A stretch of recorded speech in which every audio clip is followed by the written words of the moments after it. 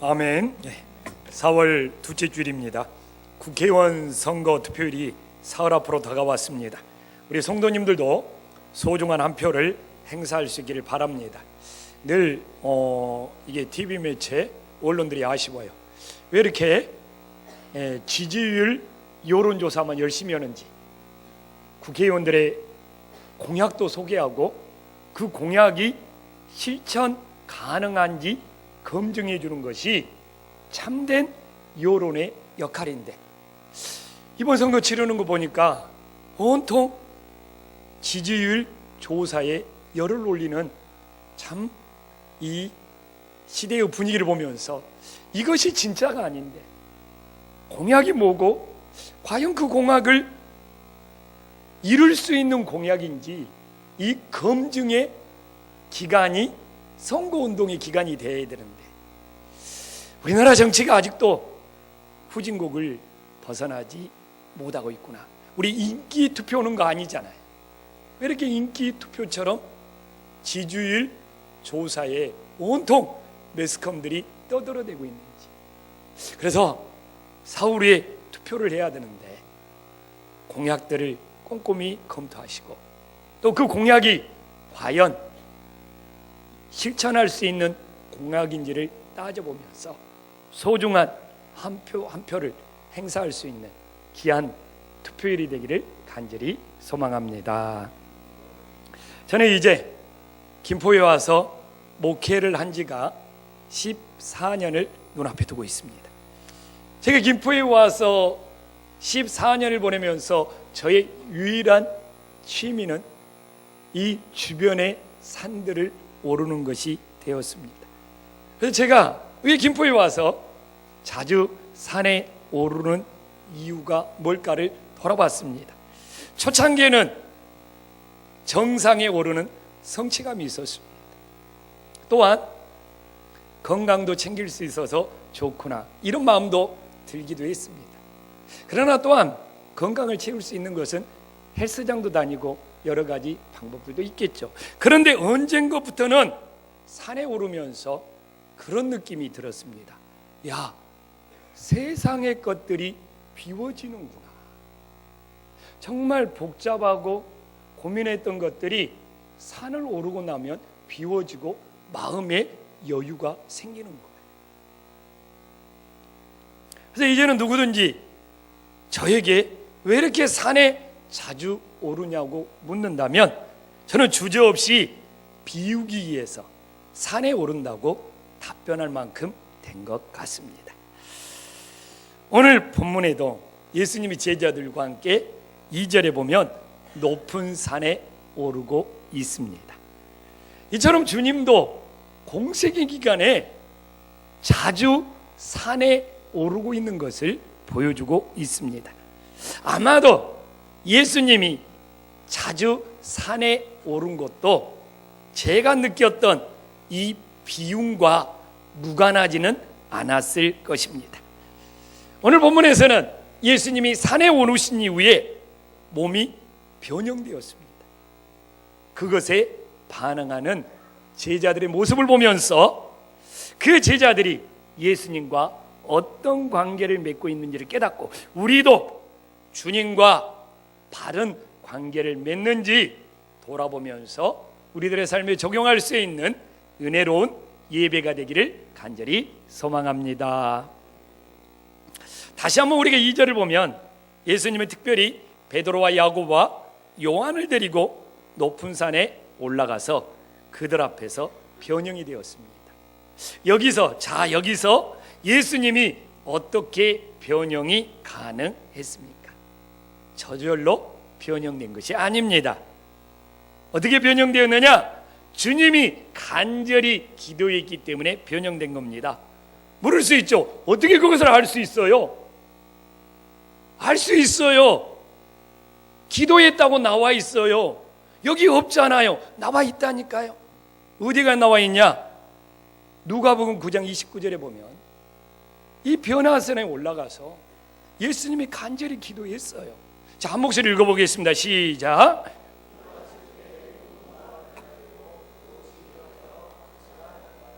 나와 있잖아요. 우리가 성경을 읽을 때, 이렇게 복음서를 읽을 때는 똑같은 본문이 마태복음이나 또 이렇게 누가복음에 나와 있으면 함께 읽을 때 굉장히 큰 도움을 받을 수가 있습니다. 그래요, 예수님은 저절로 변형된 것이 아니에요. 산에 올라가서 예수님은 간절히 기도할 때 하나님의 영광이 임재했어요. 하나님의 영광이 임재하니까 그 하나님의 임재의 영광 때문에 예수님의 몸이 희게 변화된 겁니다. 그러므로 주님이 희게 변화된 것은 뭐라고요? 하나님의 강한 임재의 결과였던 것입니다. 어떤 주술이나 어떤 마술이나 어떤 신통력이 아니고 간절히 기도했더니 하늘에 계신 하나님의 영광이 예수님에게 강하게 임재하게 되고, 그 하나님의 임재의 그 결과로 예수님의 몸이 희게 변화된 거예요. 오늘도 우리는 이 예배를 드리면서 기도하면서 제일 중요한 것이 뭐냐? 하나님의 임재를 사모해야 됩니다. 아멘. 하나님의 임재하지 않는 예배는 죽어있는 예배입니다. 하나님이 임재할 때 우리들의 예배가 살아있는 산 제사가 됨을 믿으시기를 간절히 축원합니다. 또한 저도 목회자로 살면서 끊임없이 주님을 닮는 제자로 변화되기를 원하지만 스스로 변화가 잘 안 돼요. 그렇기 때문에 우리는 더더욱 하나님의 임재를 통하여 예수님처럼 우리도 죄가 없는 희어진 몸으로 새롭게 변화되어가는 은혜의 역사가 일어나기를 간절히 소망합니다. 옆 사람과 다정스럽게 하나님의 임재로 새롭게 변화됩시다.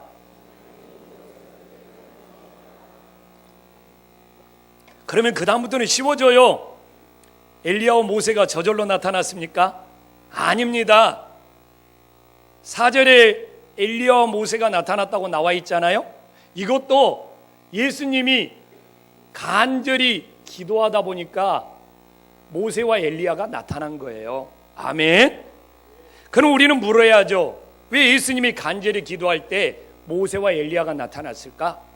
이 모세와 엘리야가 나타남으로 예수님이 이 땅에 오신 목적이 설명이 되는 거예요. 모세는 누굽니까? 구약의 율법을 대표합니다. 엘리야는 누구입니까? 모든 선지자들의 예언을 대표합니다. 그렇습니다. 예수님이 이 땅에 오신 목적은 뭡니까? 구약의 모든 율법과 선지자들의 모든 예언을 성취하시기 위해서, 다 이루시기 위해서 예수님이 이 땅에 오신 목적을 분명히 보여주고 있는 겁니다. 그래서 예수님은 기도를 통해서 뭘 깨달았냐? 하나님이 나를 세상에 보내신 목적을 깨닫고 있어요. 아, 기도를 열심히 하니까 내가 세상에서 출세하고 성공하는 것이 아니라 하나님이 나를 이 세상에 보내신 목적은 모세의 율법과 선지자들의 예언을 다 이루시고 성취하시는 하나님의 뜻을 높은 산에서 기도 가운데 바르게 깨닫는 것입니다.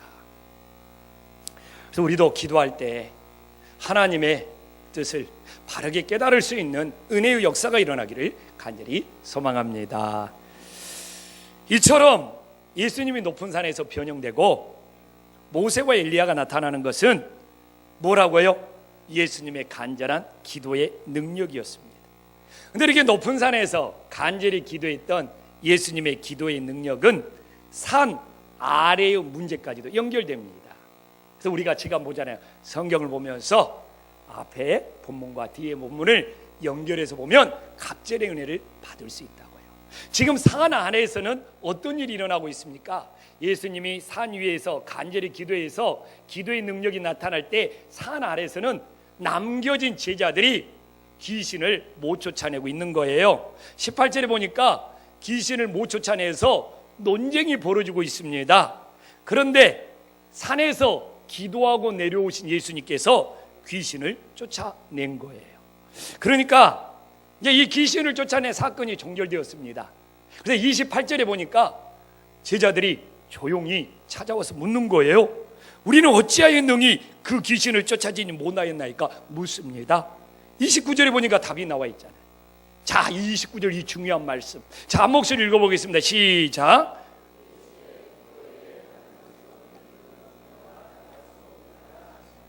아멘. 그래서 이 29절의 말씀은 여기만 보면 예수님이 언제 기도했지? 이런 생각이 들 수 있어요. 그런데 앞에 변화산에서 예수님이 기도했던 것을 계속 쭉 연결해서 보면 예수님께서는 산에서 몸이 변화된 것도, 모세와 엘리야를 부른 것도, 귀신을 쫓아내는 것도 뭡니까? 기도 외에는 다른 것으로는 할 수 없다는 것을 우리들에게 강조하고 있음을 믿으시기를 간절히 소망합니다. 그래서 어떻게 보면 산 위에 변화산에서 기도하는 거나 산 아래에서의 귀신을 쫓아내는 것은 하나의 본문일 수 있어요. 그 결론이 오늘 29절인 거예요. 그리고 우리가 신앙생활을 하면서 하나님을 믿는다고 하면서 매일매일 기도하지 않고 자신의 일들을 하는 것이 가장 큰 교만이 될 수 있는 거예요. 왜? 자신의 힘으로 사는 것이 우리 믿는 사람에게는 최고의 교만이에요. 그렇기 때문에 우리는 쉬지 말고 기도하면서 내 힘이 아니라 기도의 능력, 기도의 은혜로 살 수 있는 진정한 그리스도인으로 거듭날 수 있기를 간절히 소망합니다. 근데 오늘 베드로가 높은 산에서 5절에 보니까 우리가 여기 있는 것이 좋사오니 이렇게 말하고 있습니다. 그럼 우리는 물어야죠. 왜 베드로는 여기에 있는 것이 좋다고 합니까? 왜 그럴까요? 사실 예수님이 기도하다가 변화된 몸 때문에 여기 있는 것이 좋다고 했으면 그래도 베드로가 괜찮을 뻔했어요. 그러나 베드로는 그것보다는 모세와 엘리야가 나타나서 너무너무 좋았던 거예요. 본문에서 물어봅시다. 누가 모세와 엘리야를 나타내게 했습니까? 예수님이 기도의 능력으로 하신 겁니다. 그런데 제자들은 기도에서 모세와 엘리야를 나타나게 하시는 예수님보다도 그 모세와 엘리야에게 더 관심을 갖고 더 좋아해 버리는 거예요. 우리도 베드로와 같은 실수를 범하고 살더라 이거예요. 예수님보다도 예수님이 우리에게 주신 선물들을 더 좋아해 버린다는 거예요. 오늘 안수 집사님이 기도를 너무 잘해 주셨어요. 우리가 예수님 자체를 좋아해야 되는데 예수님께 응답받은 거, 예수님께 체험받은 거, 예수님 뭔가 이루어진 것을 예수님보다 더 좋아하는 베드로와 같은 실수를 범하고 살더라는 겁니다. 그래서 제가 가끔 집회 초청을 받습니다. 그런데 최근에도 정중히 사양합니다. 가보면 그런 이야기를 해요. 목사님, 설교는 우리 교회 목사님이 매주 잘해주고 있으니까 목사님 좀 특별한 체험이나 교회를 부흥시킨 방법이나 무슨 간증들을 해주세요. 꼭 이렇게 부탁을 해요. 그냥 가서 우리 교회에서처럼 지금 주일처럼 말씀만 담백하게 전하고 오면 다녀오겠는데 뭔가 특별한 간증을 해달라고 합니다.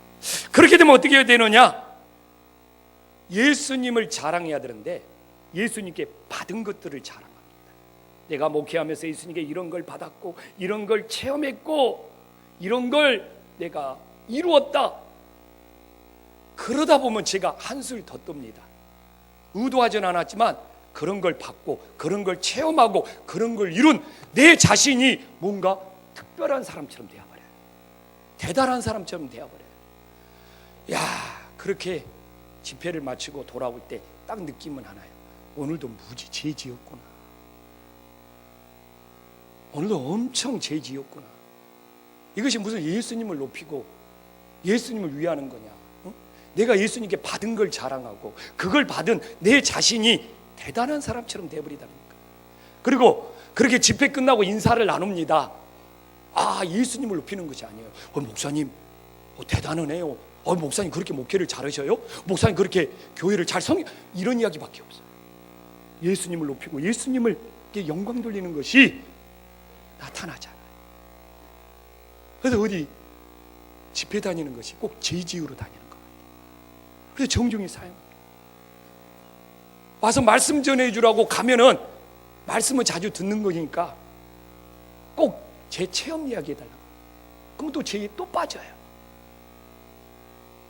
천국에 가서 계산해야 될 것들이 굉장히 많은 것 같아요. 그래서 오늘도 베드로의 실수가 그거예요. 모세와 엘리야를 나타내게 한 그 예수님이 대단하고 그 예수님의 기도의 능력이 전부고 그 예수님께 집중해야죠. 우리도 똑같아요. 내가 어떤 선물을 받든지 내가 어떤 체험을 하든지 내가 어떤 걸 이루든지 그걸 하게 해주신 예수님이 전부가 돼야죠. 신앙은 내가 뭘 체험했네, 내가 뭘 받았네, 내가 뭘 이뤘네, 이것에 좌우되면 안 돼요. 오직 그걸 주시는 예수님만을 섬기고 좋아할 수 있는 그런 중심이 잡힌 믿음의 자녀들이 될 수 있기를 간절히 소망합니다. 또 한번 봐보십시오.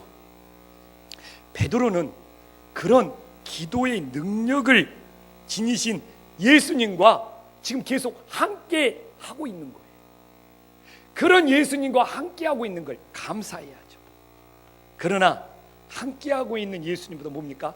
눈앞에 나타나는 신비로운 현상에 빠져들고 있습니다. 지금도 마찬가지예요. 우리 눈앞에 어떤 기적이 일어날지라도 어떤 신비로운 현상이 일어날지라도 지금 나와 함께 하신 예수님보다 더 대단할 수 없음을 믿으시기를 간절히 축원합니다. 말이요, 나는 오직 예수님 중심주의다 이렇게 말하는데 행동하는 것 보면 예수님께 받은 걸 더 자랑하고 그냥 눈앞에 무슨 기적이나 표적을 더 쫓는 걸 보면서 그것이 무슨 예수님의 중심주의예요. 진짜 예수님 중심주의면 내 앞에 아무리 신비로운 현상이 나타나더라도 어떤 기적과 표적이 나타날지라도 지금 나와 함께 하시는 예수님이 전부가 되어야죠. 8절 봐보십시오. 아무리 눈앞에 신비로운 현상을 일어났더라도 눈 한 번 감고 다시 떠서 주변을 둘러보니까 다시 둘러보니 어떻게 돼요? 다 사라져버렸어요. 맞죠? 다 사라져버렸어요. 그런데 오직 예수님만 지금 베드로와 함께하고 있는 거예요. 아멘. 아무리 대단한 신비로운 현상일지라도 우리들이 그런 것들에 마음을 빼앗겨서는 안 돼요. 우리와 함께 하시는 예수님이 전부가 돼야지. 근데 지금 이 시대가 그거예요. 왜 그렇게 자신을 지켜줄 수 있다고 사라진 것들을 붙잡으려고 힘쓰고 애쓰면서 사는지 안타까워요. 다 사라질 것들이 자신을 지켜줄 것처럼 애착하고 붙잡고 힘쓰는 걸 보면 저도 그런 모습이 있을까 심히 두렵고 떨립니다. 우리를 정말 영원히 지켜줄 수 있는 분은 예수님 한 분밖에 없음을 믿으시기를 간절히 소망합니다. 근데 오늘 또 이렇게 베드로가 5절에 보면 높은 산에 올라가서 초막 셋을 짓자고 합니다. 초막이 셋이잖아요. 여기는 세 가지 질문이 담겨져 있어요. 이 초막을 셋을 짓자고 하는데 여기에 담긴 세 가지 질문을 찾아내야지 오늘 본문을 제대로 묵상하는 겁니다. 초막에 담긴 첫 번째 질문은 뭡니까? 예배의 대상이 누구냐 이겁니다. 예배는 누구를 위하느냐 이겁니다. 예배가 누구를 위하는 겁니까? 오늘 베드로 5절에 봐보십시오. 주님을 위하는 것뿐만 아니라 모세와 엘리야를 위해서도 초막을 짓자고 합니다. 예수님이 모세와 엘리야와 동급이 되어버립니다. 어떻게 보면 예수님이 모세와 엘리야보다 더 낮아져 버릴 수도 있어요. 왜? 예수님의 여기서 호칭은 뭡니까? 랍비예요. 랍비가 율법의 대표자 모세, 선지자 대표자 엘리야보다 등급으로 따지면 랍비 선생은 더 낮을 수가 있어요. 지금 베드로는 엄청난 실수를 범하고 있습니다. 이 자리는 지금 어떤 자리냐? 예수님이 하나님과 대화를 나누고 예배를 드리는 자리예요. 어떻게 예수님이 모세와 엘리야와 동급이 될 수 있습니까? 어떻게 예수님이 모세와 엘리야보다 랍비로 호칭한다면 더 낮아져 버리는 거예요. 그래서 예배는 누구를 위하느냐, 우리가 누구를 위하여 예배를 드리느냐, 이 정체성이 없으면 이 땅의 예배는 무너질 수밖에 없다는 것을 깨달으시기를 간절히 소망합니다. 모세와 엘리야도 누구를 위해서? 예수님을 위하여 예배를 드려야죠. 그래서 오늘도 우리가 오직 예수님만을 위하여 예배드리는 믿음의 자녀들이 되기를 간절히 축원합니다. 한국교회 예배가 무너지고 있어요. 왜 무너지냐? 사람들을 위하는 예배가 되기 때문에 무너집니다. 근데 이 땅 예배들이 너무 사람들을 위하는 예배예요. 예배 시간에 예수님이 주목받아야지 조영식 목사가 주목받으면 안 돼요. 내가 잘한 설교는 뭡니까? 예수님이 드러나고 예수님이 나타나고 예수님이 주목받아야지 오늘 내가 온전한 설교를 한 거예요. 예수님 말고 여기서 다른 사람들이 주목을 받는다면 우리는 이 예배를 실패하고 있는 겁니다. 사람이 주목받고 사람이 박수 받으면 안 됩니다. 아멘. 우리는 오직 예수님을 위하는 예배가 돼야 돼요. 그래서 예배 시간에는 사람을 소개 안 하는 거예요. 세상에 제일 뒷자리에 앉아가지고 자기 이름 부르면 천천히 걸어서 나왔다가 기도하고 또 천천히 걸어 들어가면서 예배의 걸림돌이 된다면 이건 말이 됩니까? 예배의 디딤돌이 돼야지. 진짜 예수님을 위하는 마음으로 미리미리 준비하고 자기 자신이 드러나지 않고 예수님을 위하여 예수님이 증거되고 나타나기 위하여 마음을 다해야지 진짜 예배 아닙니까? 여러분 또 봐보십시오. 이 땅에 예배라는 것을 너무 엉뚱한 데 갖다 붙여요.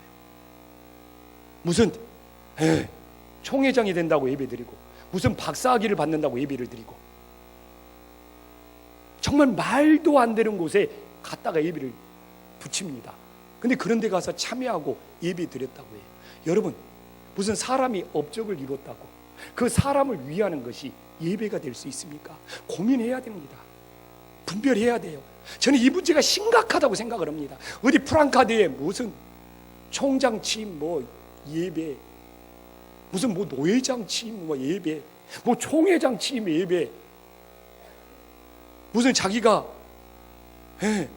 무슨 업적을 이뤘다고 뭐 예배 두렵고 떨려요. 그것이 왜 예배지? 예배는 오직 예수님만을 높이고 예수님만을 위하는 건데 차라리 예배라고 하지 말고 무슨 기념회, 무슨 감사 모임 이랬으면 좋을 것 같은데 우리 교회는 그렇게 했으면 좋겠어요. 무조건 예배만 갖다 붙이면 그 예배입니까? 오히려 예배를 욕되게 하고 있어요. 분별해야 합니다. 예배는 사람을 위하는 것이 아니에요. 예수님을 위하는 것이에요. 여러분, 만약에 사람을 위하는 것인데 예배라고 붙여서 저를 불러서 예배 드리자고 하면 이제는 정중히 사양할 겁니다. 차라리 모임이라고 합시다. 차라리 기념회라고 합시다. 그리고 제가 거기 가서 기도해 드릴게요. 이렇게 이 마지막 때에 사람들을 위하는 그런 것들에 무작정 예배라고 붙이면서 예배를 홀대히 여기는 이 예배가 무너지는 이 시대에 우리가 다시 한번 오늘 이 베드로의 사건을 보면서 예배를 통하여 위할 수 있는 분은 오직 예수님 한 분밖에 없다는 걸 깨닫고 우리가 예배를 바로 세우는 은혜의 역사가 일어나기를 간절히 소망합니다. 옆 사람과 인사 한번 나누겠어요. 제발 예수님을 위하여 예배를 바로 세웁시다.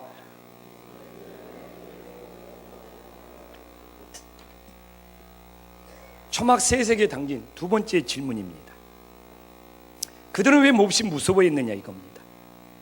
그들은 왜 몹시 무서워했습니까? 6절에 보면 예수님이 무슨 말을 할지 몰라서 무서워했습니다.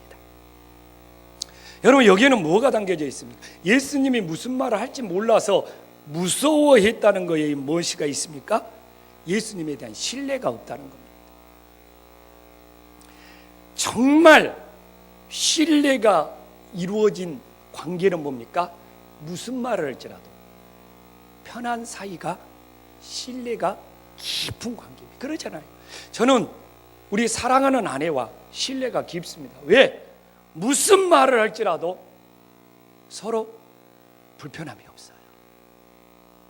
말을 가려야 한다면, 무슨 말을 해야 할지 무서움이 밀려온다면 신뢰의 금이 간 관계입니다.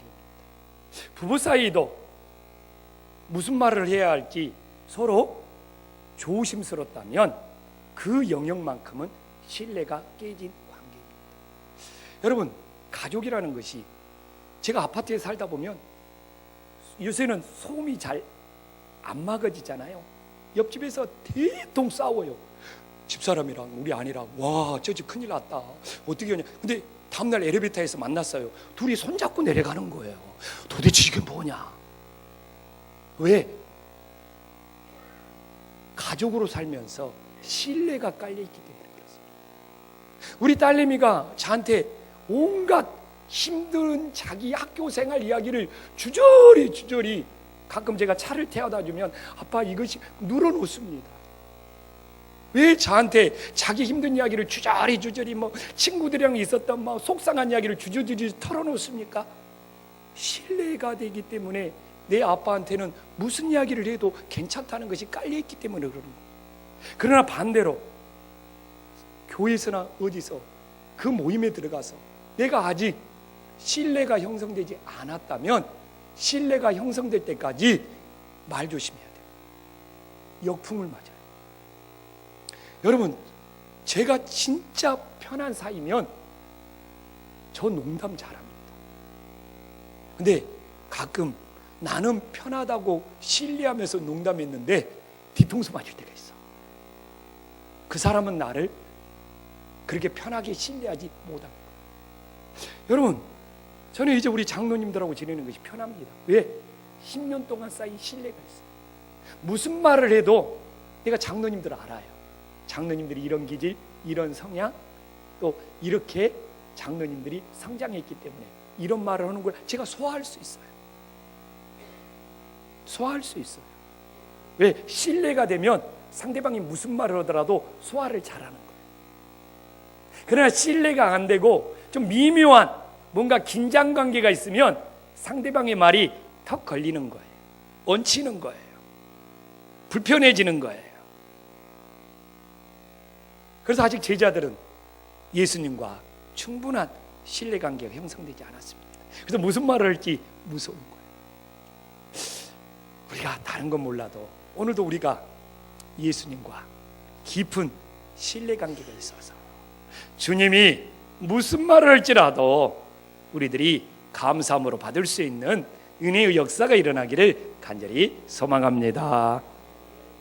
또 하나, 천막셋에 담긴 세 번째 질문, 제일 중요합니다. 하나님이 어떤 말씀을 했느냐 이겁니다. 7절에 보면 하나님은 예수님께 뭐라고 합니까?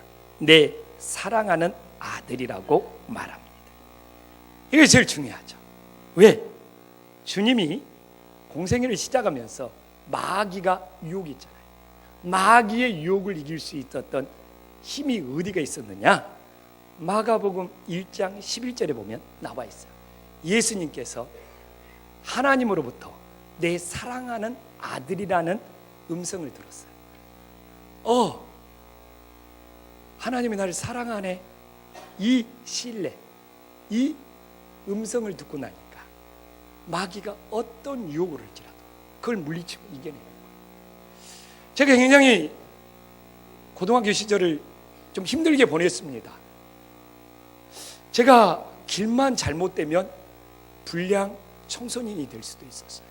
그런데 늘 그런 마음이 있었어요. 내가 우리 부모를 힘들게 하면 안 되지. 부모가 나를 믿고 기대하는데 내가 잘못된 길로 가면 안 되지. 늘 내 마음속에 이런 이야기가 있었어요. 이런 마음이 있어요. 그래서 주변에 뭐 어르신들아 동네는 조영식이는 좀 이렇게 잘못된 길로 갈 수도 있겠다는 그런 우려들을 많이 했는데 내 마음속에는 늘 부모님의 기대를 저버리면 안 되지 라는 마음이 저를 붙잡아 줬어요. 정말입니다. 근데 똑같은 이야기 아닙니까? 우리 자녀들도 똑같아요. 내가 내 부모에게 굉장한 사랑을 받고 있다는 그 믿음이 있으면 세상에 잘못된 길에 안 빠집니다. 똑같아요. 예수님이 이 유혹을 이겨낼 수 있었던 거, 마귀의 유혹을 이겨낼 수 있었던 거, 하나님께 엄청난 사랑을 받고 있는데 그 엄청난 사랑을 주는 하나님의 뜻을 저버릴 수가 없는 거예요. 오늘 본문도 똑같습니다. 오늘 본문에서 예수님이 이제 고난의 길을 가야 됩니다. 십자가의 길을 갈아야 돼. 이 고난의 길, 십자가의 길이 너무 힘들고 어려운 길인데 하나님이 예수님을 사랑하고 있어요. 그러니 어떻게 됩니까? 그 십자가의 고난도 감당해낼 수가 있는 것입니다. 아멘. 우리도 동일합니다. 우리도 끊임없이 세상의 유혹을 받습니다. 하나님이 나를 사랑한다는 걸 진짜 믿는다면 그 유혹 이겨냅니다. 우리는 지난주에도 얘기했지만 요셉처럼 채색옷이 찢기는 건강, 물질, 사업, 여러 가지 고통과 아픔들이 있을 수 있습니다. 그러나 예수님이 나를 사랑하는 것을 안다면 나에게 닥친 고난도 감당할 수 있는 것입니다. 아멘. 자, 그러면 예수님은 하나님으로부터 내 사랑하는 아들이라 들었어요. 그러면서 하나님이 제자들에게는 예수님이 하는 말을 들으라고 7절에서 이야기하고 있잖아요. 그러면 예수님은 제자들에게 무슨 말씀을 하셨을까요? 많은 말들이 있었겠지만 하나님께 들은 말을 했을 겁니다. 아멘. 왜? 예수님과 하나님은 동일한 분이에요. 그래서 예수님은 하나님께 들었던 대로 제자들에게도 내 사랑하는 아들아, 내 사랑하는 제자라. 어떻게 할 수 있느냐? 요한복음에 가서 요한은 꼭 그렇습니다. 자기가 예수님께 사랑받는 제자래. 나는 처음에 요한 염치도 좋다 그렇게 생각을 했는데 성경을 묵상할수록 참 요한은 예수님께 사랑받는다는 것을 굉장히 강하게 느끼고 있구나. 그런 거 있잖아요. 예수님이 십자가에 죽으면서 자기 어머니를 사랑하는 제자에게 맡긴다고 요한이 기록하면서 본인을 그렇게 말하고 있어요. 또 사랑하는 제자가 예수 품에 누워있다고 요한은 그렇게 말하고 있어요. 그래서 예수님이 공생의 기간 동안 참 제자들에게 사랑한다는 말을 많이 했구나. 여러분들은 아내에게, 남편에게 얼마나 사랑한다는 말을 많이 하고 있습니까? 또한 여러분들은 여러분 자녀에게 너는 내 사랑하는 자녀야 마음을 닮아서 얼마나 이야기를 건네고 있는지요. 우리가 먼저 들어야 합니다. 예수님께 들어야 돼요. 너는 내 사랑하는 아들이라, 너는 내 사랑하는 딸이라. 아멘. 네, 옆 사람한테 인사 한번 해볼까요? 내가 이래봬도 주님께 사랑받는 아들입니다. 네.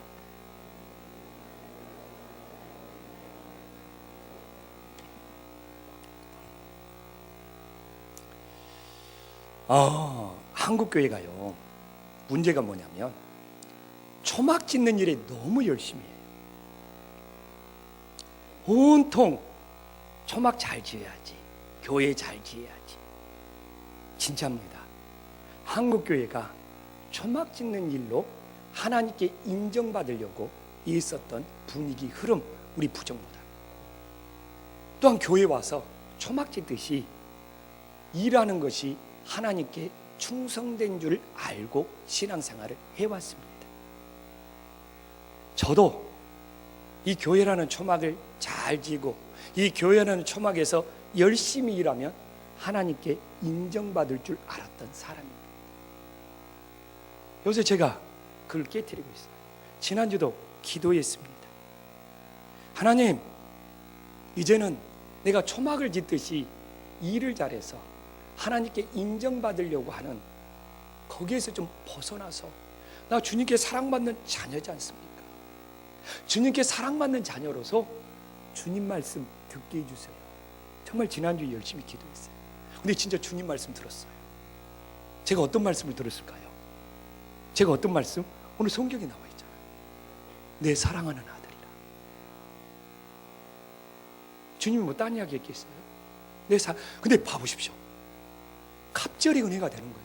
내가 주님께 사랑받는 자녀라고 믿음을 갖고 주님의 음성을 들었는데 주님께서 나에게 여전히 너는 내 사랑하는 아들이라. 금요일 저녁 기도의 시간에 이 마음이 내 마음속에 밀려오니까 내가 주님께 사랑받는 자녀입니다.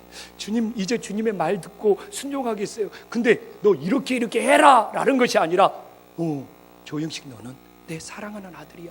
가슴이 벅차오르는데요. 내 마음속이 예수님만으로 채워지는데요, 세상 것들이 다 시시해지더라. 그러면서 깨달았어요. 야, 이것이 세상을 이길 수 있는 힘이구나. 제가 그런 마음으로 금요일 저녁에 한 명 한 명 안수기도를 했어요. 그날따라 제가 노예를 다녀왔잖아요. 노예, 왜 이렇게 기득권을 인정해달라고, 기득권을 인정해달라고 그런 말들이 많이 나오더라고요. 그놈의 기득권이 뭔데? 내 안에 주님이 나를 사랑한다는 말을 듣고 예수님으로 채워지니까 세상 것들이 다 시시해지더라니까. 이것이 세상의 유혹을, 세상의 고난을 이길 수 있는 힘이구나. 여러분도 오늘 교회에 나왔습니다. 초막만 짓다 가실래요? 여기저기서 초막만 짓다 가실래요? 아닙니다. 이 예배를 통하여 우리는 주님의 사랑받는 자녀지 않습니까? 꼭 너는 내 사랑하는 아들이라, 너는 내 사랑하는 딸이라, 이걸로 우리의 가슴을 채워서 다시 세상에 나가서 세상의 유혹, 세상의 고난을 이겨낼 수 있는 믿음의 자녀들이 될 수 있기를 간절히 소망합니다. 기도하겠습니다.